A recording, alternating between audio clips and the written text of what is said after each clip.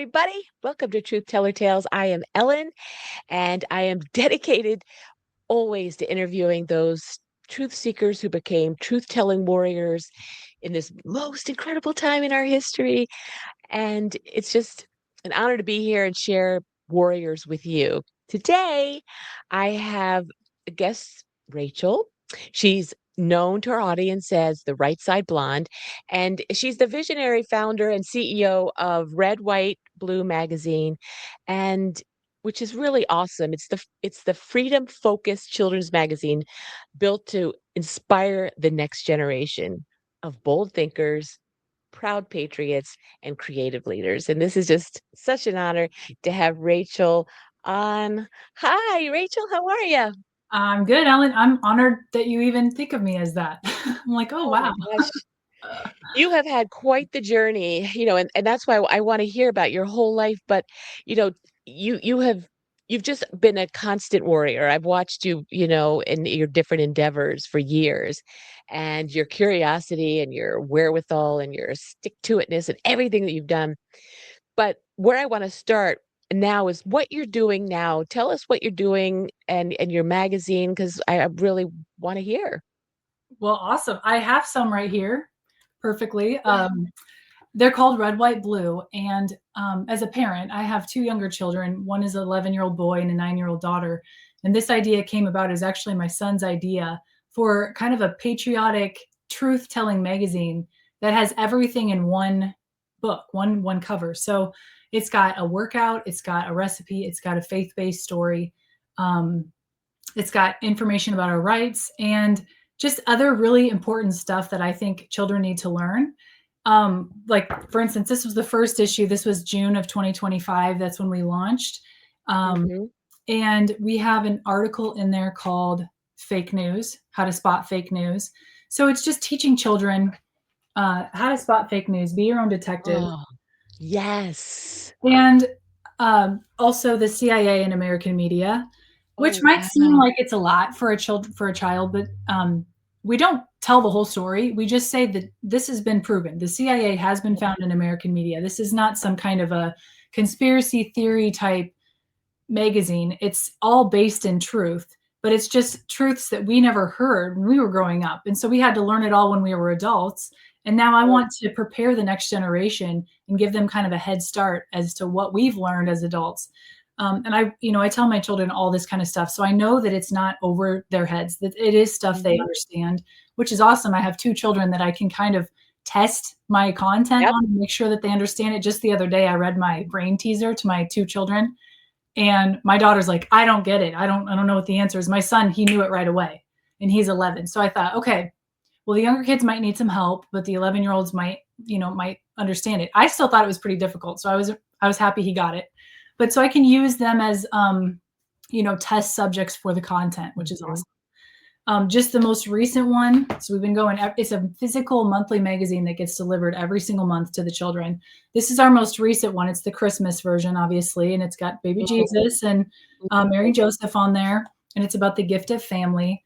But in this one, I put an article called The Fallacy Trap. So this is Oh, kind of along the lines of the fake news, but this is about someone when you're having an argument with someone and the reasoning just doesn't quite make sense. Like when you're mhm. arguing about X, but then someone starts arguing about Y, you're not arguing about the same thing anymore. They're talking about this. And so they're attacking you on something that isn't even what you started with. So trying to teach children that concept is a little difficult, but I try to scale it back enough where they can say, well, wait a second, we were talking about what we had for lunch and then you started bringing up what we did at recess, and those are two totally different arguments. Let's go back to the first argument that we were having. And I think if we can get there and children can learn how to respectfully have a conversation again, it's Mhm. only going to help us in the future. And this is an unprecedented time, truly. Yes. It's never been like this before. Right. Next generation is probably the most important generation because we need to start pumping that patriotism back into them that was taken out of all of their curriculum and out of all of Yes. the TV shows. So, yeah, that's what I'm trying to do.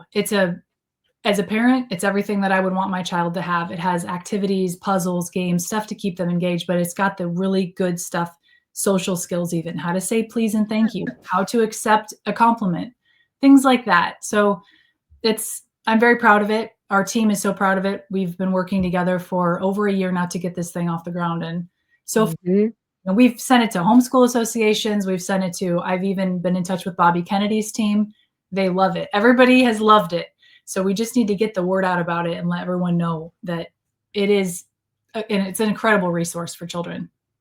It really, and it's beautiful and it's colorful, and and I the fact that it's delivered once a month is it's such a great thing for kids to look forward to.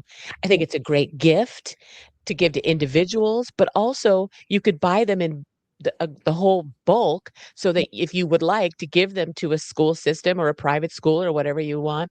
I mean, again, just like these videos that I'm doing are going to be around for a long time, these magazines are going to be so increase their meaning as time goes on.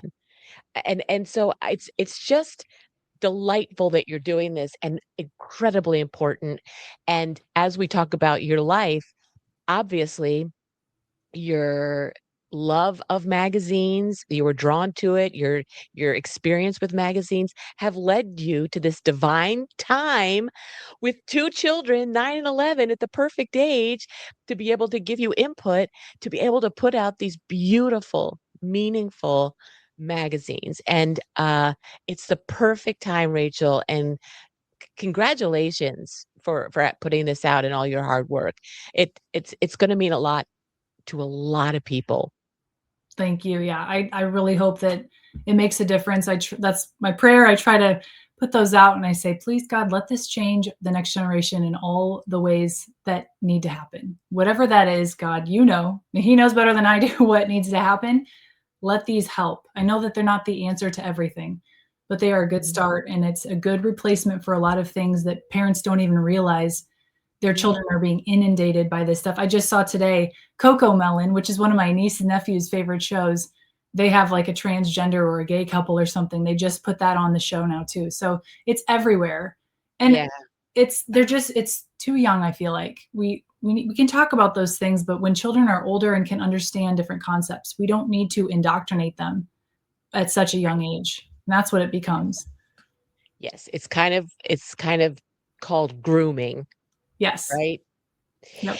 And, what you're doing reminds me of the Rush Revere series with Rush Limbaugh when he did his a book series for young people who I just loved him so, Yeah. um, and it's just inspiring and it's patriotic, but it also just has your magazines just also have just fun things, as you said, common sense, puzzles. I mean, it's wonderful, and I can't wait for it to get into more people's hands and to get the word out even more because it's what kids today should be reading, I basically. agree. You Yep. know. I totally agree with that. Yay! So, with that being said, now I wanna hear your story as to what got you here, 'cause they're just the little bits and pieces that I know. It just of course, things happened to you to get you to this point. But let's go back to the beginning of you and where you were born and your life as a kid and siblings and all that stuff. Yeah, I was born in the middle of nowhere, in Iowa. So, I love it here. I really do. I love visiting big places, but coming back to Iowa, it's always going to be home to me. So I Yeah, grew up on a farm, way set back, in a small town, and I have three sisters and pretty strict parents. They always expected the most out of us. mhm, And I think, when they're a kid, they don't understand why the parents are so hard on them. But I'm mhm, really, really thankful they were, because those lessons were really strongly ingrained in me, which is, do your best, be honest, hard work. It's be kind. All of those things just kind of, that's just Iowa life that's expected out yeah, of you. Then when you grow up on a farm, it's even more so like, okay, hey, I'm going to leave and go to work. When I get back, I want all of this stuff done. I want those mhm. corn or those bean fields walked. I want all the weeds gone when I get home. You got that? Oh, okay. So Yeah, it was good. So we had a lot of that kind of stuff, but we were very into sports. I was a four-sport athlete, played college basketball. Um, that just came natural to me. I don't know why, but Mhm. I'm 6 feet tall, so that kind of helps with basketball and volleyball and, even sprinting. Yeah. Uh, and played softball until sophomore year. I think I quit before my sophomore year to focus on basketball. Uh, Wow. And yeah, so before all that happened, so that's interesting. So it was just girls in your family. So the girls are the ones that had to help keep up with the farm, right? yep. And so you were all in school years, were you with a household of girls, were you did you was rivals with each other? Were you supporting of each other? Did you all have the same type of friends? Were Yeah, you the we were were you the rebel? we were all 4 years apart. So, you know, we were never in high school at the same time. So Oh, when one would graduate, the next one would enter. When then she would graduate, then the next one would enter. So we really truly never. I think my sister, just older than me, I think we played softball together one year because I was in 8th grade and she was a senior. And I made varsity as an 8th grader. And so we played wow. on the same team and it was fine. For the most part, we're very supportive, even to this day. We have a relationships. I hear stories of people fighting with their siblings even Yeah, as they're adults. We don't really have that.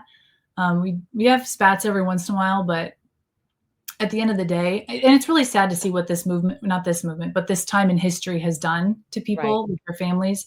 And there were some arguments with one of my sisters who's doesn't get it quite yet. Hopefully, I'm praying that she will at some point. But she called me a conspiracy theorist, and we got in a huge fight back in, I think it was January of 2021 or something like that.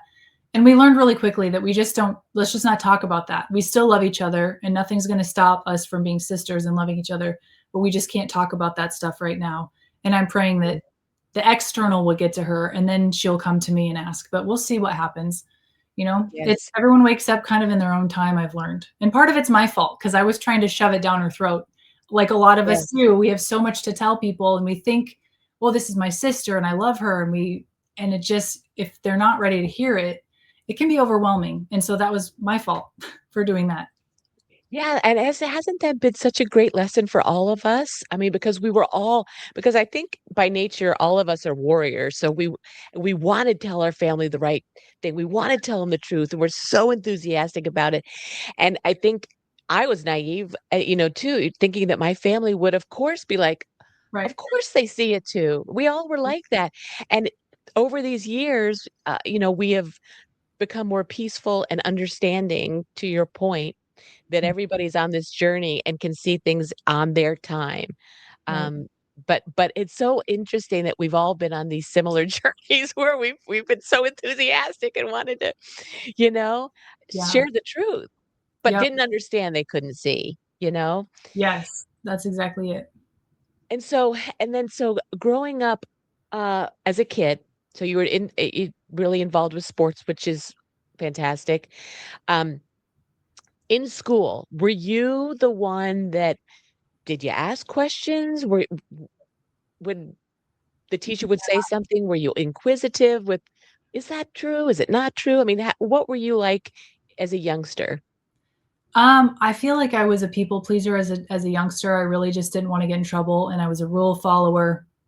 Um, every award you could get with citizenship and like being a good listener or being a good student, I would get those. I was homecoming queen my senior year.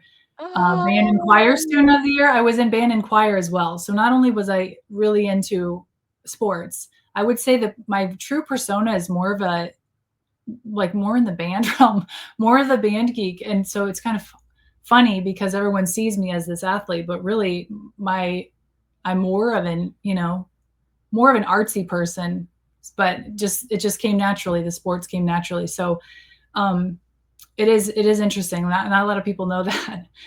But yeah. I didn't start asking questions really truly until college.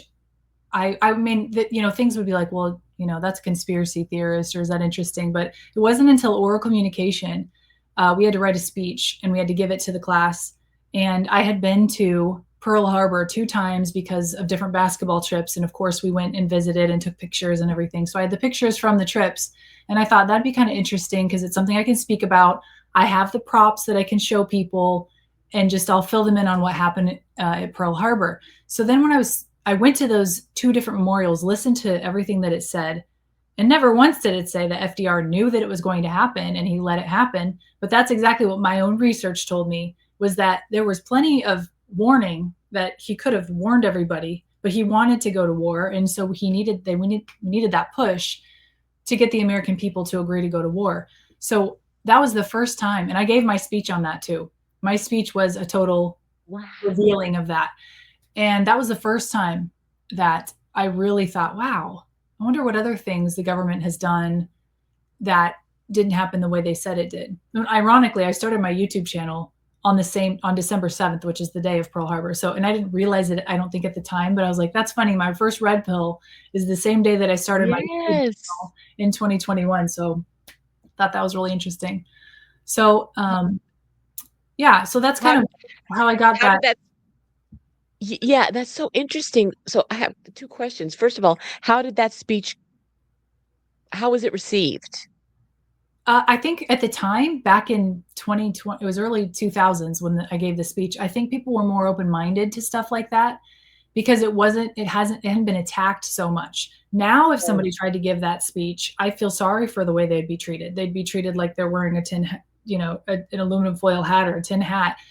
But back then, people were like, "Oh, that's interesting." I don't remember feeling yeah. indoctrinated in college.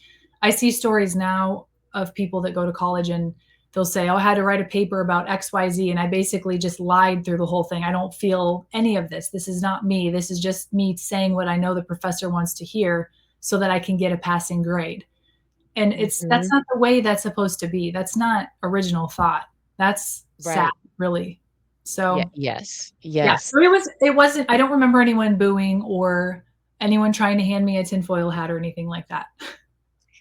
Yeah, isn't that interesting that just a couple years ago we could listen to things like that without getting hysterical, you Right. know? Things That's have I changed. think for me, I'm like, why is there so much emotion in this? Why Yeah, why are people so emotionally invested? This doesn't affect me at all personally. Why are you acting like it is your mom that I'm talking about? This is crazy. So I think a lot of it was just us recognizing that the obsessive energy given towards things that really it shouldn't bug anyone to say that big pharma probably doesn't want us to be healthy. That shouldn't bother anybody unless you're like yeah, in big pharma's pocket, or yeah, that's where I'm like, why can't we say that we should probably look at a different way to treat COVID? Why is there only one way? And right. that's really, I think that woke a lot of people up too. I do too, absolutely. Well, I just have to go back to this one little Okay, thing. yeah. I just interviewed Sheriff Mack, and the constitutional sheriff, and he said that he was a huge athlete in 4 sports, but he was also in show choir. That's So so it's a funny. I know, I don't know so what it is. I just think, I just like to try all kinds of things. I have an open mind. If something seems scary, I want to try it. I'm all about Mhm. conquering fears too. So maybe that's part of it. But yeah, I Yeah, love choir, band and choir. It was so much fun. me too, actually, me too. So, by the time you go to college, you're playing basketball. So tell me, I didn't realize, but what you said, so you traveled a lot playing basketball. I mean, Yeah. that must have been a lot took up a lot of your time and dedication. I would say, in high school, sports are not what they are today. Back then, they were not what they are today. Today is insane. As a parent, I can comfortably say that. It's crazy how much money is spent on sports and how much people have to travel, including air travel to different states for different tournaments. It wasn't like that when I was in high school. My parents couldn't afford that anyway. So I just played on the AAU team. It was mostly in Iowa. It wasn't until college, and I did get to go to Hawaii my sophomore year of high school. That was the first time I had ever been on a plane, was Yeah, sophomore year of high school, and it was to Hawaii. So it was a very long plane. I was a little scared, but it was okay. yeah. Um, and then college, yes, we did go different places. I actually have never been to Europe though. So I've been South Mexico, Costa Rica, just different places for vacation and basketball and stuff like that. But there's still a lot of places I need to go at some Mhm. point. Probably not now, but at some point in my life, I will be there.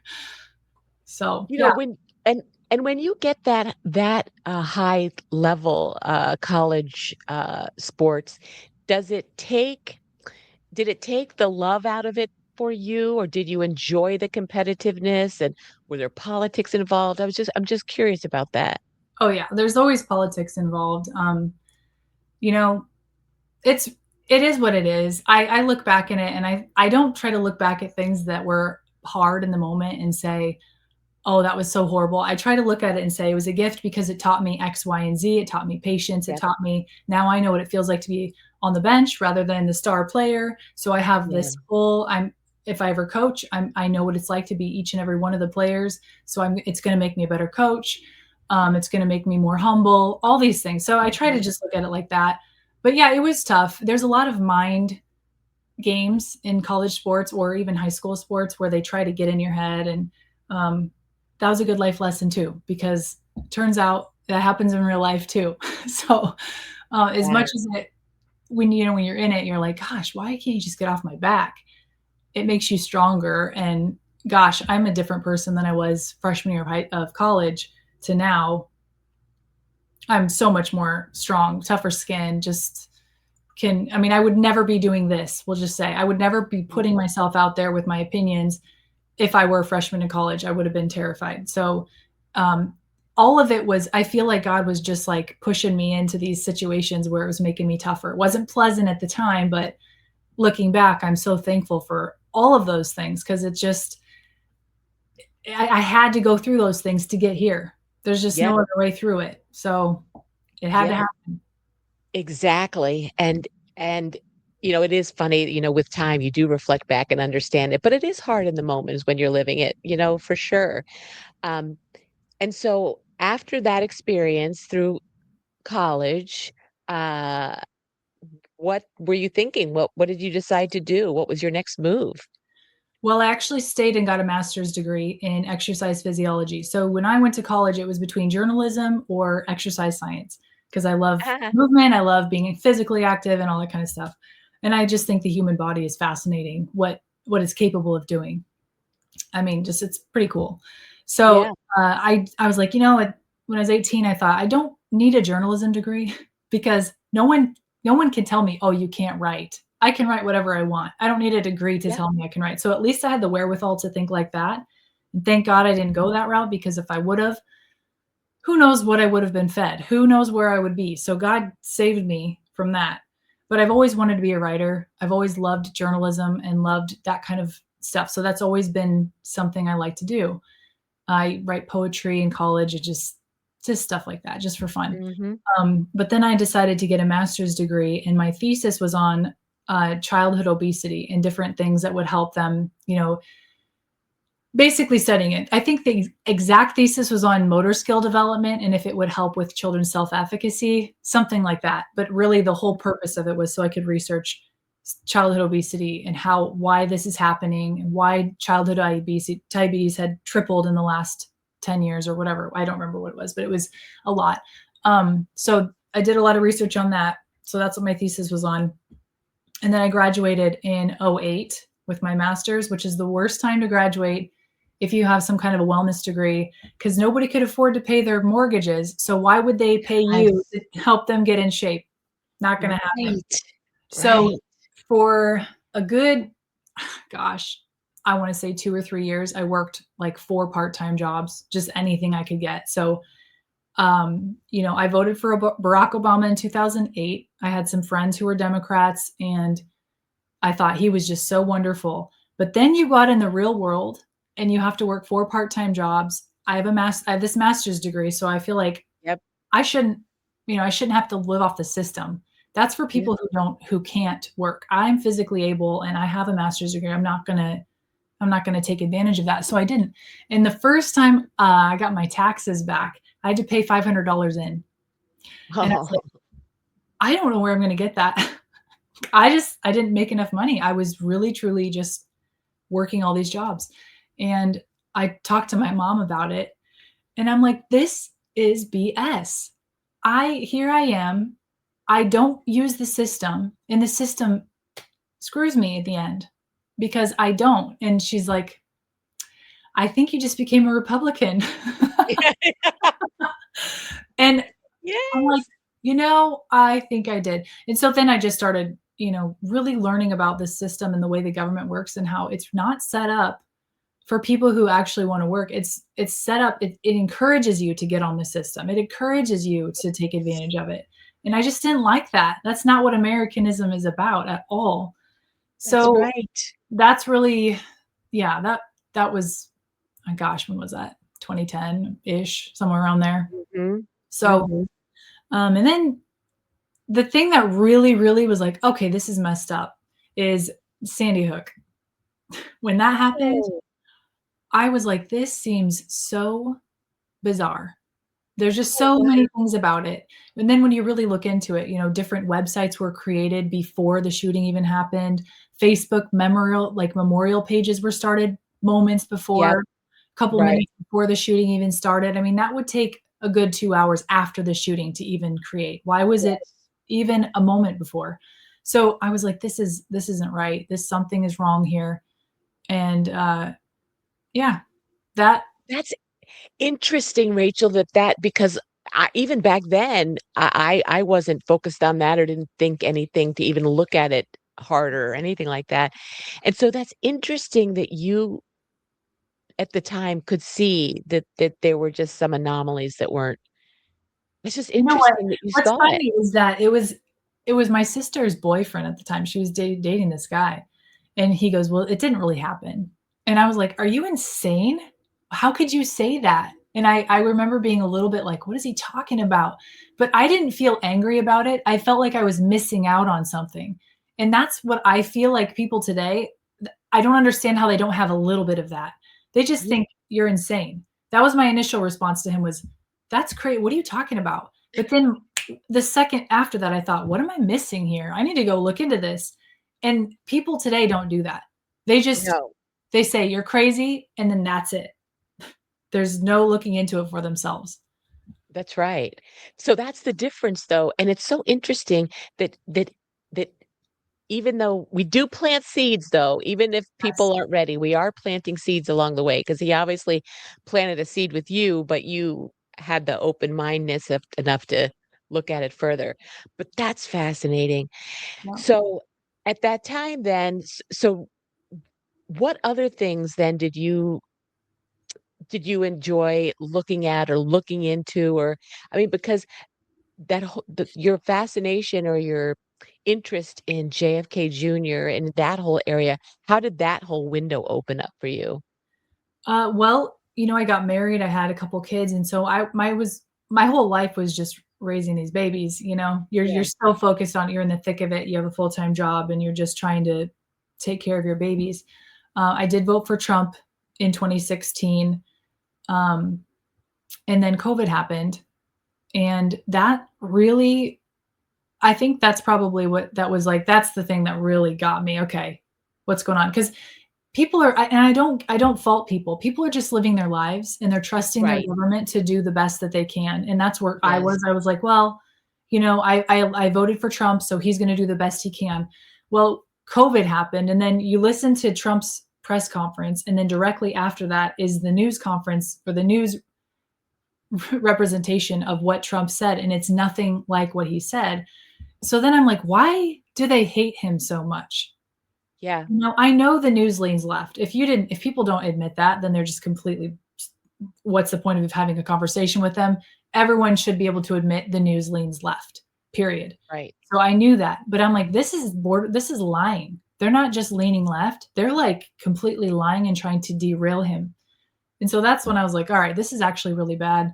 Started looking into it, started watching different documentaries. I went through this period where if something came across my feed, I would watch it because I felt like God was sending me things to watch, like so that I could learn. Because I felt like I just was a sponge. Everything I took in, I was like, Me too. what is happening here? What's going on? So I'd watch, literally, I watched everything that I could. But one of them was talking about JFK Jr. and Vincent Fusca and all of that conspiracy thing, and I thought, that's crazy. I wonder, could that magazine have more clues in it? That's crazy. And then springtime of 2021. I was cleaning out a basement with my husband. He volunteered us to clean out this man's basement, and he had dementia. His adult children didn't want to come back to Iowa to clean out the basement. So he's like, well, my wife and I can do it, no problem. I did not want to do that. I didn't want to spend my week in some guy's basement throwing everything away. And, so I'm sitting down there. It's just me. I'm listening to music, and I open up a tote, and it's just full of stuff, just magazines, news clippings, whatever. And I pull out this. It was right there. And this is the exact one that I pulled out too. And I thought, man, this is the original Georgia magazine. I knew what it was. And I thought, I'm not going to throw that away. I got to keep that. That's not garbage worthy. I got to keep it. No. That's it. And then I started collecting them. I just got a couple more. I can't remember what my second and third one was. But later in that October, I went to an event in Vegas, and I need like 2 hours to explain what happened in Vegas, but I can't because it's too long. We'll just say odd things happened. And then I show up the last day that I'm there, and Vincent Fusca gets up on stage to speak about election integrity and all that kind of stuff. And I'm like, what the? He wasn't even on the list of speakers. He wasn't even supposed to be there, but he just shows up the last day. So I went up to him afterwards, and I just said, Mr. Fusca, can I get a picture with you? And he's like, yep. So we take a picture together, and he's like, text me that picture. So I texted him. So now I have his number. And so I sent him that picture. And then I casually mentioned to him that I had a couple of George magazines. Which ones should I buy? Which ones are your favorites? And he said, you should buy all of them. So I thought, okay, I will. So for Christmas, for my birthday, I would go through, and I had everything kind of inventoried out what I needed, and slowly but surely collected every single one of them. Wow. And then I thought, I started reading them, and I started thinking there's some things in these magazines that people don't know about, people didn't see, or people missed, I think. So that's what started the show. Was I thought, if I'm interested in this, then other people might be too. So that's kind of So what I want to go back because I have so many questions. So when you were in Las Vegas, you said that there were some weird things happen. Were they weird good? Were they like synchronicities? Were they? all of it, like all of it. Yeah. I went there because I thought the first event I went to was in Iowa. It was a Patriot event. And I went because I wanted to see who else from my local area would be there that I could talk to about this kind of stuff, because you can't just walk up to a random stranger and talk about this stuff. So I went there, and there was one other person I think that I knew there, and that was it. Everybody else I didn't know. Then the Vegas event was a couple weeks later, maybe 2 or 3 weeks after that. And I thought, I want to go to that. I want to start reaching out, and I want to start communicating with other people who understand, because it's lonely when you see this stuff and you're having these conversations and people look at you like you have 16 heads. You're like, okay. So I went to that event just to try to, meet new people. And I met lots of people there, and sat down. I mean, I got to talk to Jim Caviezel. The two of us just sat there and talked. I mean, the two of us, but there were other people around. But to sit there and have a conversation with him about the movie, The Sound of Freedom, it was just like two pals just catching up. I mean, and he loves basketball. So we were talking all things basketball. We were talking all kinds of stuff. So it was a really, really fun evening. And then, so then the next night, my phone just stops working. Like, it just dies. It won't charge. It's just off. It was very bizarre. I'm like, what's going on? Did they zap my phone? Are they stealing my phone? Like, what's happening here? Yeah. And then the next morning, Vincent was there. So the only thing I can say is I feel like this was just my path. I'm walking the path that I was meant to walk. I don't fully understand it quite yet, but I'm getting there. And I'm just trying to. Go ahead. Yeah. So when you were talking to Vincent Fusca, were you looking at him like, okay? Were you looking at him really hard? I was talking to the shorter Fusca, so I knew it was not. Could it be John Denver?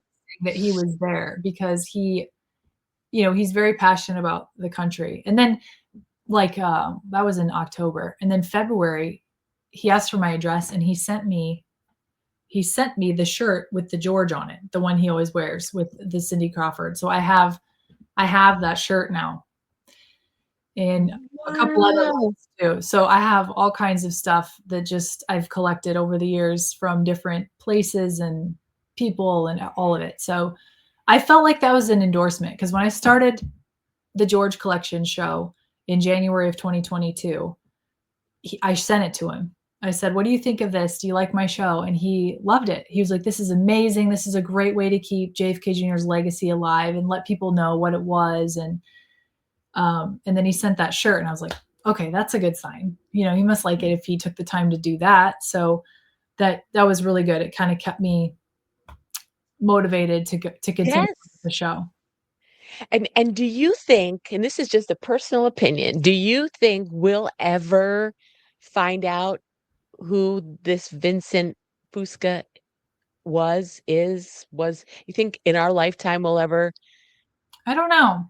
I don't know. I feel like I just know him as Vincent. That's all I ever call him. I just call him Vincent, and that's all we've ever said. That's all we've ever talked about. So, um, That's so yeah, fascinating. So fascinating. And so when you started reading those original George magazines, so what are some of the things that to you were like, huh, that seem to connect things and yeah. what did you find? There's so many.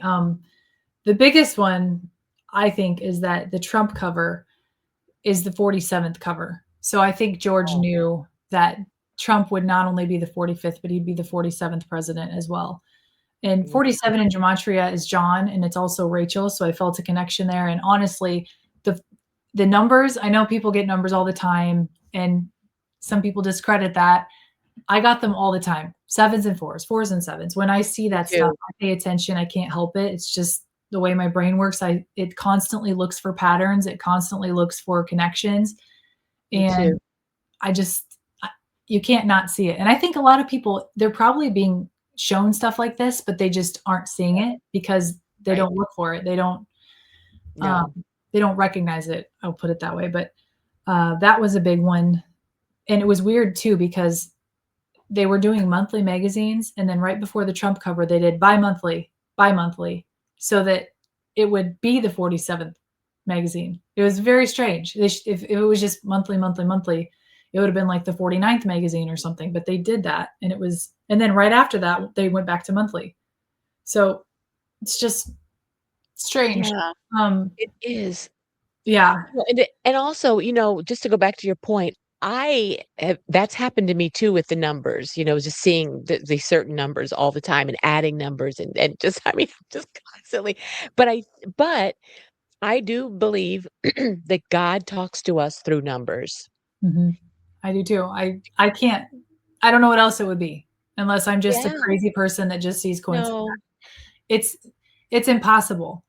Like Yeah. for instance, one of the things I was driving home one day, and there were two cars in front of me with 143, 143, and I was kind of ticked because I wanted to get somewhere, and they were slowing me down and in my way. I couldn't pass because both of them were side by side, and I thought, oh wow, that's weird. They're both 143, and then I look up at the mile marker, and we're passing mile marker 143.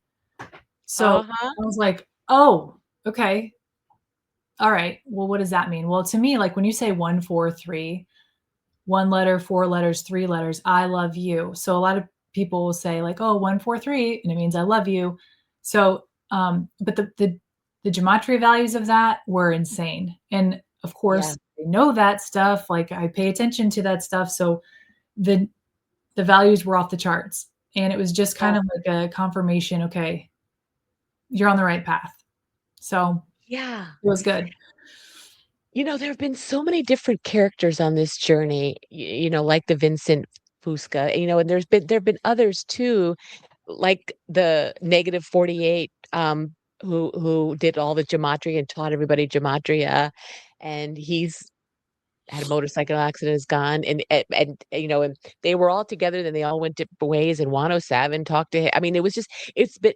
during that journey, Rachel, wasn't it fascinating to see the different those people in it, how they contributed and went different ways and got in different silos and but we those of us observing just took away a lot from the information they had, don't you think? Yeah, it is fascinating. I wish I knew what all of it everything meant, because it is Yeah, I hope at some point everything is kind of revealed to us. And there have been times I thought, "Oh, I'm gonna write a book about all the stuff that's happened," and but then I'm just like, I don't know if what I think right now is even correct. How do I know that this is I don't know what I don't know. And I think right. that's what a lot of people in our situation, we don't have that ego where we think we know everything. We think we Yeah, don't know anything. I feel like I don't know anything. I know I right. do, but I feel like I don't. And so I'm always cautious of what I don't know. And that's Yes. what the other side doesn't have, that capacity. They don't think about what they might not know. They just think they know everything.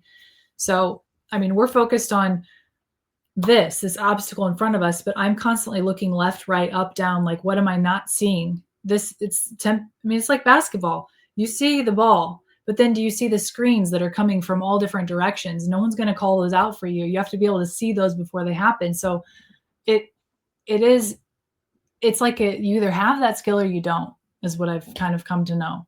People either look for what they don't know or they just assume they know everything. That's so true, and I love that you harken back to your basketball days. Obviously, that played a part in not only mentally, but to be able to see in different directions what's going on. And I do think that, folks like us, we do want to see the patterns. We do want to see what this could mean and what that could mean, and trying to look past a 40,000-foot view, looking down at what all this could mean, instead of being so immersed and absorbed in what is happening, but just look at it from a different view, Right. you And I know? think even people in our movement, they see, like I said, they see the obstacle, they see what's happening on the surface, but they can't see the little clues that there's so much more happening behind it.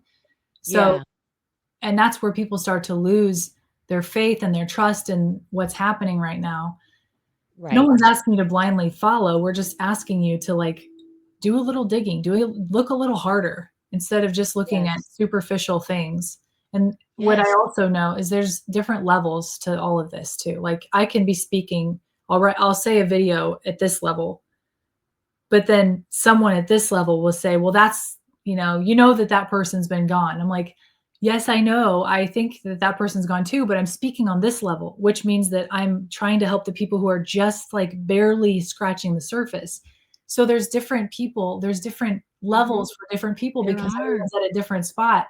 So it makes it really complicated It to does. really encompass everyone when you're trying to share a message, because everyone's at a different spot in the journey. So, Yes. it's complicated. It really is, but it's so fascinating when you can look at that view and understand that, maybe right now they are trying to undo that psychological manipulation Yes. that people have been under. And it's so fascinating too, to your point, I've realized I have friends, there's everybody has lanes of truth or information. So I have a friend that has completely against vaccines and understanding the health, but can't stand Donald Trump. So you have to understand my lanes for Right. people too. Yep. And it goes this way and this way with Yes. people. And it's just It's so so true. That is so true. Yeah, because there's people that you would think they would get, since they got A and B, that they would get C too, but they don't. So, right. and I'm sure that I'm that way too. There's probably things that I think I understand, but then someone says something kind of outlandish to me and I'm like, "I don't see it." So Yeah. we're all kind of in the same boat, and I just hope and pray that at some point we find out. For the people that want to know, I hope that we know what is all of this? Where are we? Yes, I You think know? we will. And I have to just say this one thing, then I have some more questions. Um, when I interviewed Josh Reed with Red Pills Project, he said, and I just it was just so interesting. He said there's four kinds of people. He said there's people that live in the box. There's the second people that live in the box, but but know that there is a box, Right. and that they're trying to get out. The third person, they pride themselves in living outside the box. And Mhm. there's people, he said, like you and I, who know that there's no box. There's Right. no box. Nope. And I I know. thought that's so profound. It's so interesting. That is so profound. So when you look back at those original George magazines, how do you think, I mean, this is, I know, just a personal opinion for you. How do you think that they could predict and know certain things that are happening now? What do you think about that? Honestly, I'm not 100% sure. I'm not against the concept of time travel because we've talked about it. We know that there's a lot Yeah, of stuff that Tesla invented that we don't fully understand yet. Um, right. and again, we don't know what we don't know. And Yeah, people think, well, that's not real. Well, that's an ignorant statement. Just because you don't know how it works doesn't mean that it doesn't exist or it's not real. It means that you don't know it yet or you don't understand it yet. that's That's what right. it means. Or it might not exist. There's 3 different things that it could be. But you assuming that you know everything is the most egotistical thing I could ever imagine. Yes. So, Right.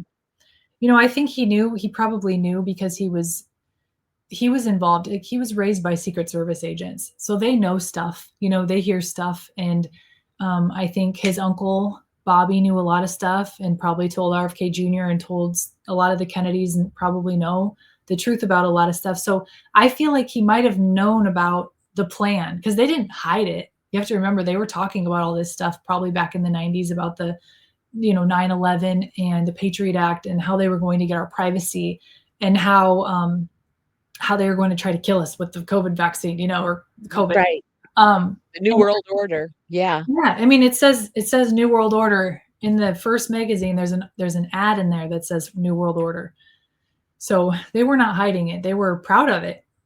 George Bush talked about it. So I think JFK Jr. knew it and he knew what it meant. He understood the weight of it. And so he was trying to wake people up through the magazine by telling us things about, the CIA. There was an article about the assassination of Yitzhak Rabin and how there was a lone gunman, and the gunman's mother, I think, wrote the story, and they were saying that it's a long book. That's one of the longest episodes. I think it's like 40 minutes, but it's worth a watch if you guys can find that on my channel. It's about um, the Yitzhak Rabin assassination, and Oh, the fact that JFK Jr. would put that in his magazine yeah. was pretty interesting. He also interviewed Gerald Ford. He interviewed General Vajap, who is the Vietnamese general when his father was in office. He interviewed Fidel Castro. Um, he interviewed George Wallace in the very first one. And I know George Wallace and JFK had some clashes because George Wallace didn't want Black people in the schools in Alabama. So he really, really, truly, is like he was trying to find his father through his adversaries, through all the people who publicly were against JFK. And he was trying to understand their position and also strengthen what his father was probably trying to do too. Yeah, that's so interesting. To your point, there's so much we don't know. The more you know, the more you know you don't know, Right. with everything happening. So I have a question too. So with your inquisitiveness, and you were, looked into Sandy Hook and all that, obviously you looked into what happened when JFK Jr. died. Yeah. There's a lot of anomalies there, and you probably know way more than I do and looked into it. I mean, a lot of anomalies that happened there. Um, what are your thoughts about that?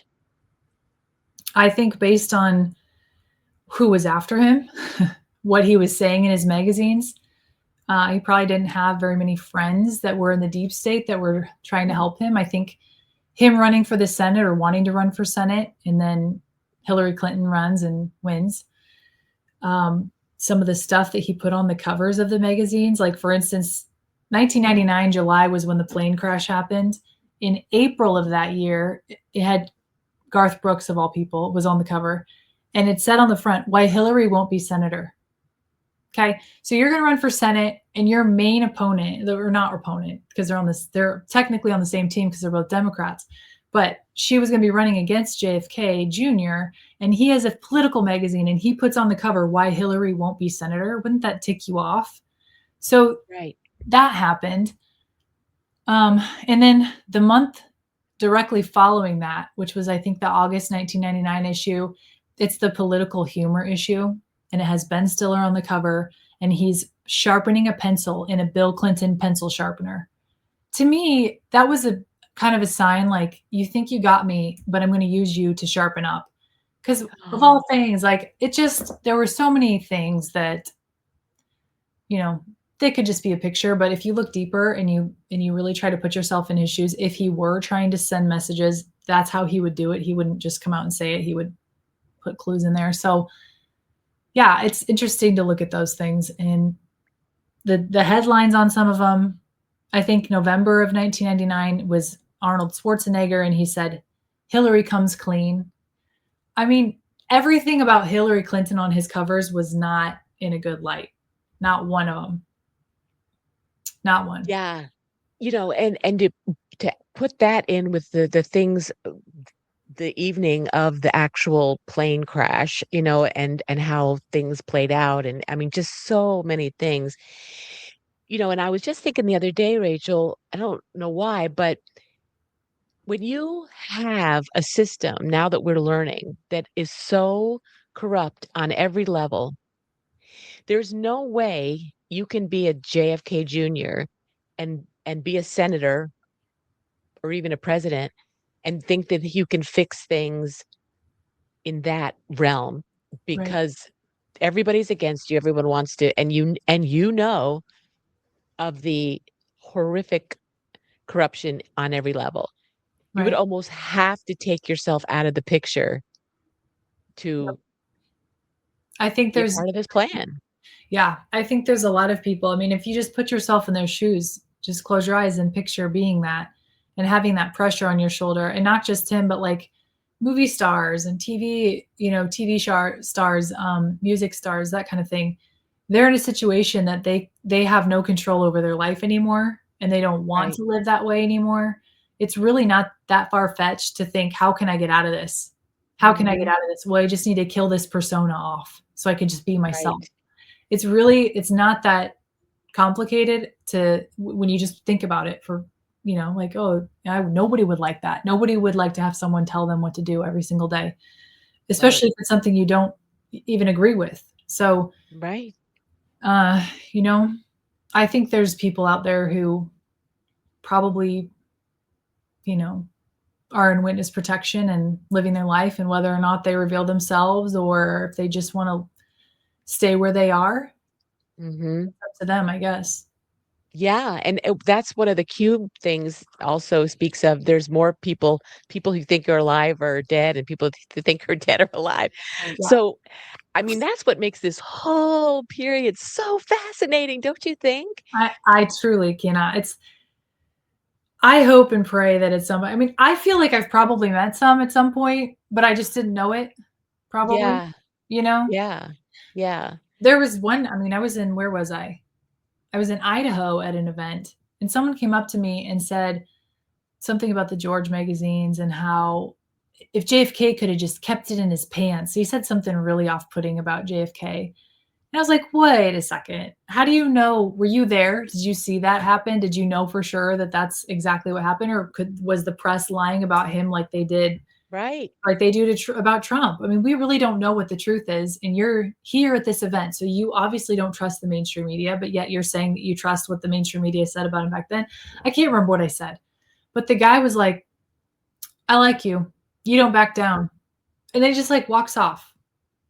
And it felt like just a giant test. It was very strange. I was like, so "What is that? interesting. What was that all about?" It was very strange. So, it could Yeah, have just been some random guy just talking to me, I don't know, but it felt very I've never had an interaction like that with someone where they just said, "I like you, you don't back down," and then they just walk off. It was very yeah.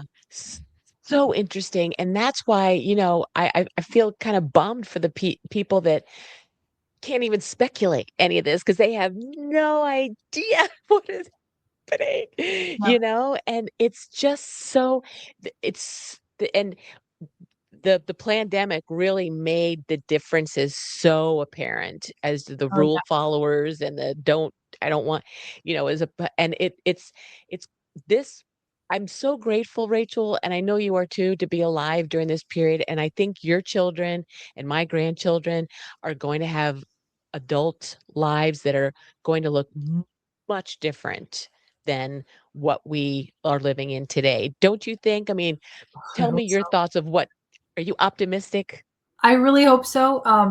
My son's 11, so he wanted to watch Stranger Things, and I don't know if you keep up with that show. I've never watched it, but I read the parent reviews, and it's just kind of like odd stuff. People disappear, that kind of thing, and his whole class is watching it. So I thought it doesn't look that bad. Well, then season 5 comes out, and it's all the characters are gay. There's like girl on girl, and like so I'm listening to these videos from these parents who have watched it, and they're like, "Why do they do this? Well, they do it on Right. purpose. They get the kids Yes. hooked on the show, on the plot, and then they just throw it in the show so that the kid watches it." So of course, my son, I was like, "I really don't know if I want you watching this show anymore. It's just annoying, and it's out of principle. I know that you can watch these shows and you're not going to be gay or something. It's just the principle of it that it's being shoved down our throat." Right. And and so I remember I just last week had that conversation with my kids. I said, "Kids learn through modeling.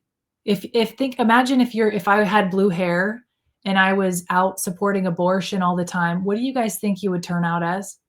And they're Right. like, "Oh." I said, "You learn through modeling. So if the parents aren't doing that kind of stuff, where else will the bad people put it?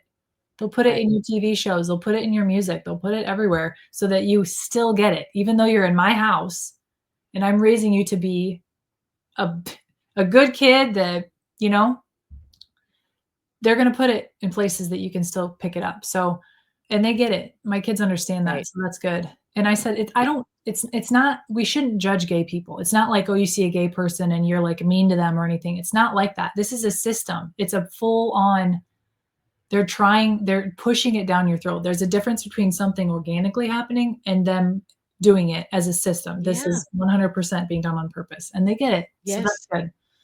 Yes. Yes. And I think I think we're also more aware of it and it's happening more and it's bubbling all to the surface and there is going to hit this precipice Oh, where it's just not going to be tolerated anymore. So yeah. my Yep. last question to you is what I've realized in interviewing people has been the common denominator. And that is because I think people like us do go down all those rabbit holes, right? And we see a lot of really, really dark things that we Mhm. have learned are happening, were happening. We also have developed a much stronger faith in the greater good of God, knowing that there's a greater good. And the people that I've interviewed all feel that, and some of them learned it in a twinkling of an eye. It happened like a spiritual thing happened, and others, it's just increased over time. How has it been in your life? With God in specifics, or Yeah, and your spiritual your awareness and your feeling your connection with God, how has that increased over the years or I've always feel like even in high school, I would go outside and walk up and down our driveway and talk to God. I just feel like he's always around and I trust that he's there. And I tried to always say, like, if something bad happens, I had a friend die in a car accident my senior year of high school, and the counselor my mom sent me to was like, "Well, here's some drugs you can take." And I remember saying, like, "No, I'm supposed to feel this pain. For some reason, I'm supposed to go through this and I'm not going to numb any bit of it. I want to feel every ounce of it." So uh-huh, I've trusted God enough to, you know, that there's a plan for me. That even if it's something bad, there's something good that's going to come at the end. So this has just strengthened that. Um, I've it's never been a question of if there's a God or um, you know, any faith like that. It's more so some things I question are just like the different lies of the way like religions will be used to control the masses. That kind of stuff right. is not good. But the faith that's behind it and the trust in Yes. God has always been there and it's always remained. And that part has strengthened. So I think it's funny that you can learn all these things. You can wake up and you can go through all these dark nights, and then you wake up and you're just like that much stronger of faith in God that you can't trust man. The only thing you can trust is the creator. And once you get to that point, you realize that at the bottom of the hole is just God. Like God is there waiting for you. Like, yep, this is what the world is. And now here I am. Yes. I'm the only one that's going to be able to fix this. There's no way that we would be this far in this process if God didn't have his hand on it. Absolutely, Rachel. I couldn't agree with you more. Amen. That's for sure. I mean, this is such a divine time, true. This is such a war of information, of spiritual war, and God won. So, Yep, you did. so thank you for spending time with me. You're just a gem and a light. And, I'm so happy that you've got your magazine, Red, White, Blue magazine for kids. I think it's just going to be more and more and more of a staple for our young kids. And I'm just really proud of you. And I'm just so grateful that there are folks out there like you doing what you're doing. Likewise, too. I love what your show is about, just trying to find that commonality between everyone who's awakened, because this is, I don't think people realize how historic this time is, how we're Yes. going to be looking back at this time for decades wondering how did some people see it, just like we do with the Holocaust. How did some people, Right. you know we talk about that all the time. Now there's some things about the Holocaust that I'm like, "Oh, I don't know. I Yeah, got to go I back and look at that now know. too." I'm not saying anything, but I um know. but that's the concept. That's the thing, is people always wonder, well, how did they not know? People are going to say that about our generation and this time in history all the time. How They did some are. people see it and some people didn't? It's going to be studied Yeah. for a long time, the psychology of all of it. Wow, it sure is. And I'm just so glad that I'm on the side that can see it, at least for now, I because know. even though it's hard, it's Yeah. fun. I mean, it's amazing. You have that connection, and it's just the most Yeah. incredible time to be alive, for sure. Well, thank you, Rachel, for sharing your story and for spending time with me and the audience. It's just gonna be so uplifting and wonderful for everybody to see and hear you. So thank you. Well, thank you for having me, and have a Merry Christmas. Okay, thank you. Take care. All right, bye-bye.